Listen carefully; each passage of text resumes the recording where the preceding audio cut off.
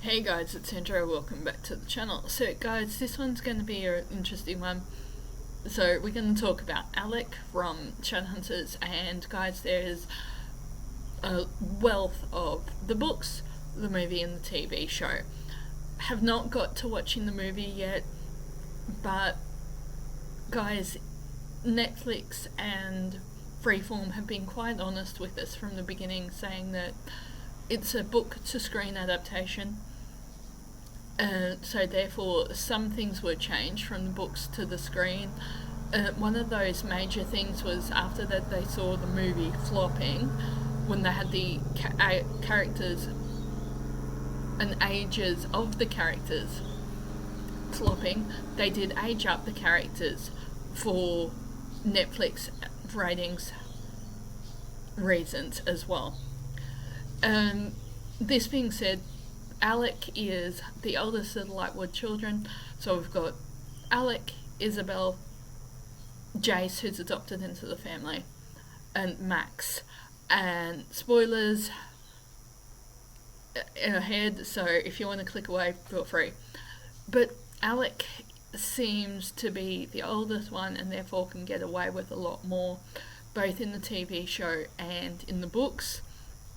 And we do see that Alec does not come out of the closet later in the books. We see in the TV show that he comes out quite spectacularly at his own wedding. And we do see that Lydia was quite gracious in the way that she let him go. In the books, Clary actually creates a rune, and in the books she's actually encouraged to create new runes, because we discover that Clary has pure angel blood because she is a Morgenstern. Morgenstern, I learnt quite recently, is another translation of Lucifer, being morning star. That's a really interesting one to get into. I will do another video about that one, about the mythology of the world and the relics of the world as well.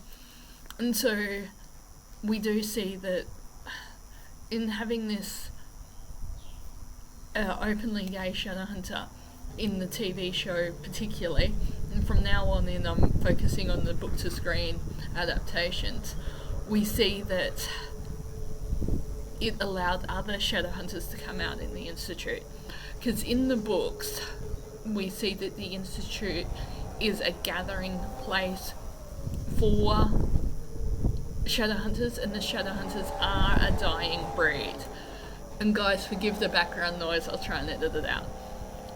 We see that the Shadowhunters are a dying breed, and that we discover that the Lightwoods are running the New York Institute because that is their punishment. They can only go back to Idris on Clave business, and the Clave is the organisation that the Shadowhunters do belong to. In the books it's a lot more open, honest and transparent, and even democratic.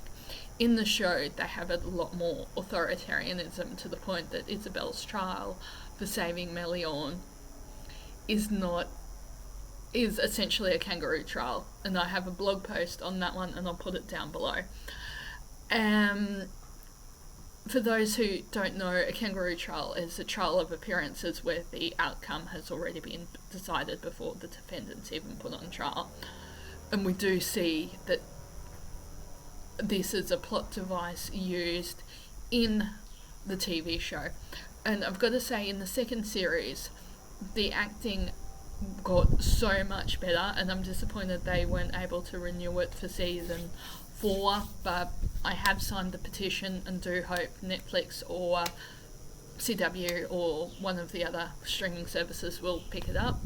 But I do know that Dom has said on the Return to the Shadows podcast that he'd have to see the scripts before committing to the character. He said that it's been 5 years, he's moved on, and it's time to hand it on. But that being said, Alec is openly gay in the show, and that paves the way for other Shadowhunters in the Institute to come out, because this is another book to screen difference, as we see that the Institute is half empty and it's only at need when other shadow hunters from other institutes come in, because they have lost the mortal cup. Mundanes with the sight can't ascend to being a shadow hunter through drinking from the cup. But then when Clary comes into the world and they retrieve the mortal cup, we see that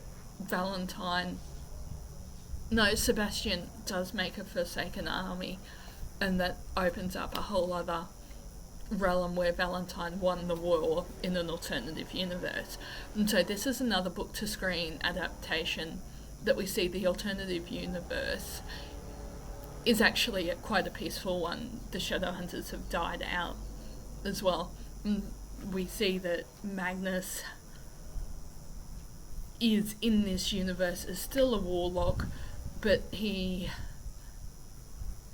is making a living as a psychic and a tarot card reader.